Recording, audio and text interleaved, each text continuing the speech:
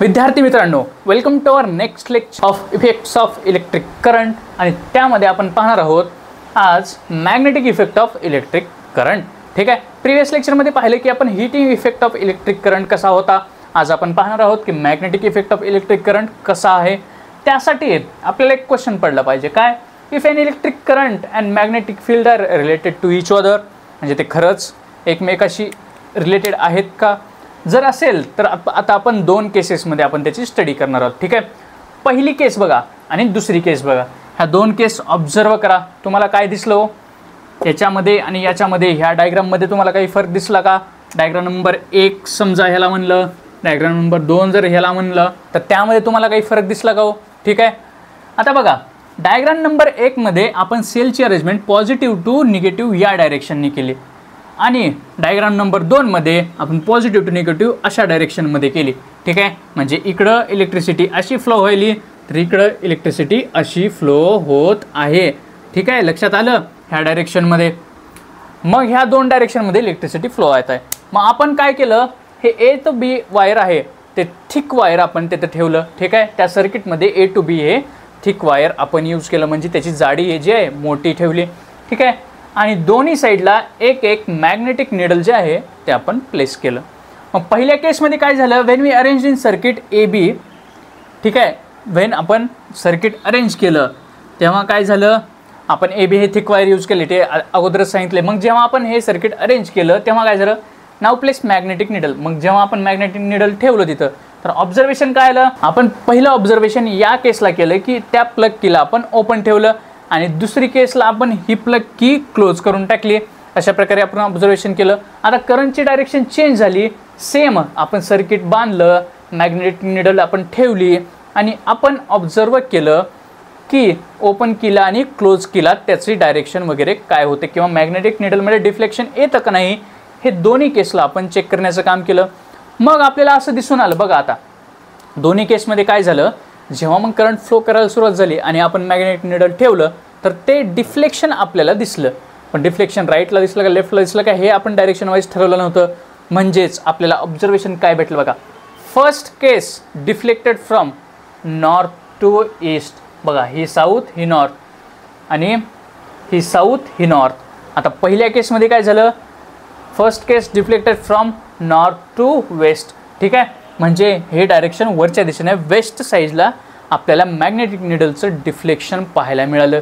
आणि सेकंड केसमध्ये ते magnetic needle deflected from north to east, म्हणजे सेकंड केसमध्ये ते आपल्याला अशा प्रकारे डिफ्लेक्टेड व्हायला भेटलं, म्हणजे अशा प्रकारे आणि इकडं अशा प्रकारे हे डिफ्लेक्शन आपल्याला पाहायला भेटलं। म्हणजे फर्स्ट केसमध्ये नॉर्थ टू वेस्ट, सेकंड केसमध्ये नॉर्थ टू ईस्ट। म्हणजे जेव्हा आपण इंटरचेंज केलं करंटमध्ये तर त्या मॅग्नेटिक फील्डची डायरेक्शन आपल्याला चेंज पाहायला मिळाली, पण दोन्ही केसमध्ये आपल्याला मॅग्नेटिक फील्ड पाहायला मिळाली, असं ह्या एक्सपेरिमेंटचं म्हणणं होतं। मग ह्या एक्सपेरिमेंटमधून आपण ऑब्झर्व काय केलं ते पाहूयात। सो मग आपण जो एक्सपेरिमेंट परफॉर्म केला होता त्यापासून आपण काय शिकलो बघा, काय काय ऑब्झर्व करायला भेटलं, magnetic effect observed whenever current present in the wire, म्हणजे करंटची डायरेक्शन जरी चेंज केली तरी मॅग्नेटिक इफेक्ट तुम्हाला पाहायला भेटला। म्हणजेच करंटची डायरेक्शन जरी चेंज केली तरी आपल्याला मॅग्नेटिक इफेक्ट पाहायला भेटला। म्हणजे आणि जेव्हा आपण ती की जी क्लोज केली तर स्विच की जेव्हा क्लोज केली तेव्हा आपल्याला तो मॅग्नेटिक इफेक्ट पाहायला भेटला नाही।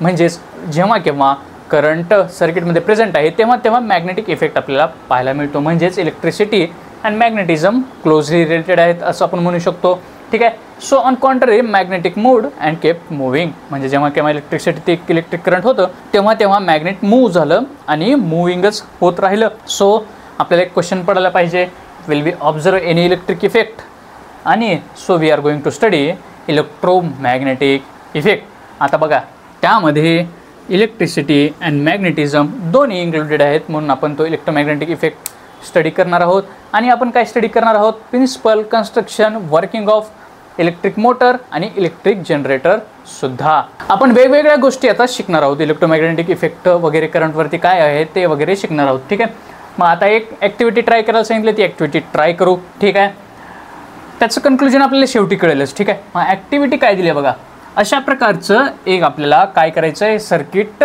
जोडून घ्यायचं ज्याच्यामध्ये रेजिस्टर आहे, ॲमेटर आहे, सेल आहे, स्विच की आहे, एक थिक कॉपर वायर आहे, कार्डबोर्ड आहे आणि मॅग्नेटिक निडलसुद्धा आहे त्या कार्डबोर्डवरती, ठीक आहे. अशा प्रकारे आपल्याला ही सर्किट डेव्हलप करायचं आहे. मग आता magnetic field produced around conductor असं त्यांचं म्हणणं आहे, बरोबर आहे की नाही. आपण जे ऑब्झर्व केलं होतं थिक वायर थ्रू मागच्या केसेसमध्ये, तेव्हा magnetic field produced around conductor हे आपल्याला दिसून आले. Current passing through thick copper wire, बरोबर आहे. अशा या प्रकारे या डायरेक्शनला इथं करंट पास व्हायले thick copper wire through and copper wire passing through cardboard. बघा करंट ह्याच्या थ्रू पास व्हायले आणि हे कॉपर वायर ह्या कार्डबोर्ड मधनं पास व्हायले, ठीक आहे. अशा प्रकारे त्यांची अरेंजमेंट आहे. Magnetic needle different at different points. मग ही जी आपण मॅग्नेटिक निडल प्लेस केली आहे ती डिफरंट आहे डिफरंट पॉईंट्सला, म्हणजे त्याची डायरेक्शन तर वेगळी आहे किंवा त्याचं ओरिएंटेशन तरी वेगळं आहे, हे आपल्याला ऑब्झर्व करायला भेटलं. मग now instead needle spread iron filings on the cardboard and observe. म्हणजे छोटे छोटे छोटे जे आयरनचे जे तुकडे असतात, इन्स्टेड ऑफ निडल ती निडल काढा आणि ते जे आयरनचे जे हे असतात काय म्हणतात त्याला, छोटे छोटे छोटे छोटे बारीक बारीक बारीक कण असतात, ते त्या कार्डबोर्डवरती टाका असं त्यांचं म्हणणं आहे, ठीक आहे. मग आपण काय केलं, ते निडल काढली, ते छोटे छोटे बारीक बारीक जे कण होते आयरनचे, म्हणजे एकदम स्मूथली फाईनली जे कण होते आयरनचे, ते आपण त्या कार्डबोर्डवरती टाकले. मग आपल्याला काय भेटलं बघा, iron feeling arrange themselves in circular manner around wire. म्हणजे काय करतात, आयरन फिलिंग जे आहेत, जे स्मॉल फाईन पार्टिकल जे आहेत आयरनचे, स्वतःला त्या वायर भोवती जे थिक कॉपर वायर होतं त्याच्या भोवती सर्क्युलर मॅनरमध्ये, हे जे वायर आहे त्याच्या भोवती सर्क्युलर मॅनरमध्ये अरेंज करून घेतात, म्हणजे अरेंज करण्याचं काम करतात. म्हणजेच काय, the iron filings spread along magnetic lines of force. म्हणजे आपल्याला दिसून आलं की ज्या आयरन फिलिंग्ज आहेत ते फोर्सच्या डायरेक्शनला अलाइन झालेल्या आहेत, ठीक आहे. अशा प्रकारे आपण ॲक्टिव्हिटी केली आणि हे फोर्सचा शोध लावला. मग इथूनच आला राईट हँड थंब रूल किंवा मॅक्सवेल्स कॉर्कस्क्रू रूल. हा काय म्हणतो किंवा त्यानं काय डिस्क्राईब करण्याचं काम केलं, ठीक आहे. मग तो राईट हँड थंब रूल किंवा मॅक्सवेल्स कॉर्कस्क्रू रूल काय म्हणतो बघा, ठीक आहे. काय म्हणतो तो rule, by this rule convenient to find direction of magnetic field. ह्या रूलनुसार आपल्याला मॅग्नेटिक फील्ड शोधायला खूप खूप सोपं गेलं, ठीक आहे. खूप सोपं आहे असं त्यांचं म्हणणं आहे, ठीक आहे. Produce by electric current passing through conductor. ते जी मॅग्नेटिक फील्ड कोण प्रोड्यूस करते, इलेक्ट्रिक करंट कोणामधून पास होताना, इलेक्ट्रिक कंडक्टर थ्रू पास होताना, ठीक आहे. मग आता इथं करायचे इमॅजिन. काय इमॅजिन करायचे, इमॅजिन करा की कंडक्टर तुम्ही तुमच्या हातात पकडले, ठीक आहे. आता सपोज हे मी असं म्हणतो की हे आहे ते कंडक्टर आहे, ठीक आहे. मी हे कंडक्टर माझ्या हातात पकडले, कोणत्या हातात, राईट हँडमध्ये पकडले.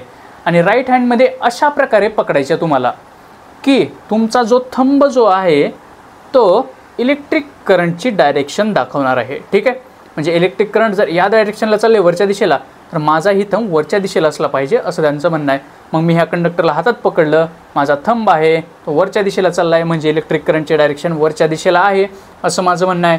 मग अशा प्रकारे पकडायचं आहे की इलेक्ट्रिक करंटची डायरेक्शन ही तुमच्या थंबची डायरेक्शन असली पाहिजे. म्हणजे थंब दर्शवणार डायरेक्शन ऑफ करंट आणि जे कर्ल फिंगर्स आहेत ते काय दर्शवणार, direction of magnetic lines of force. म्हणजे मॅग्नेटिक लाईन्सच्या फोर्सची जी डायरेक्शन आहे ते तुमचे कर्ल फिंगर तुम्हाला दर्शवणार.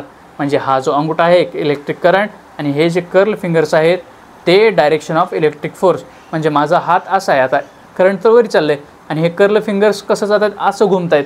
म्हणजे डायरेक्शन ऑफ इलेक्ट्रिक फोर्स कशी आहे, मॅग्नेटिक लाईन्स ऑफ फोर्स ह्या अशा प्रकारे दर्शवते. म्हणजे कोणत्याही कंडक्टरला, आता कुठेही कंडक्टर लावू द्यायचं, तो असा लावला, इलेक्ट्रिक करंट इकडं पास व्हायला, तर इकडं तुमची डायरेक्शन थंबची आणि इकडं तुमची डायरेक्शन कशाची, मॅग्नेटिक फोर्सची, ठीक आहे. म्हणजे अशा प्रकारे ती डायरेक्शन. आता इकडं लावला समजा आणि करंट इकडं पास होते, तर मी इकडं लावला तो थंबचा रूल आणि इकडं दर्शवते करंट आणि असं दर्शवते, म्हणजे अशी माझी डायरेक्शन. म्हणजे अशा प्रकारे ती डायरेक्शन होती कशाची, मॅग्नेटिक लाईन्स ऑफ फोर्सची. अशा प्रकारे हा राईट हँड थंब रूल आपल्याला सांगतो, ठीक आहे. अशा प्रकारे आपण हे लेक्चर इथं संपवतोय, ठीक आहे. हे लेक्चर कसं वाटलं, काय वाटलं, त्यासाठी लाईक करा, शेअर करा, सबस्क्राईब करा. नोट्स घ्यायचं विसरू नका, प्रश्न विचारायचं कमेंट बॉक्समध्ये विसरू नका. हसत खेळत राहा आणि अभ्यास करत राहा.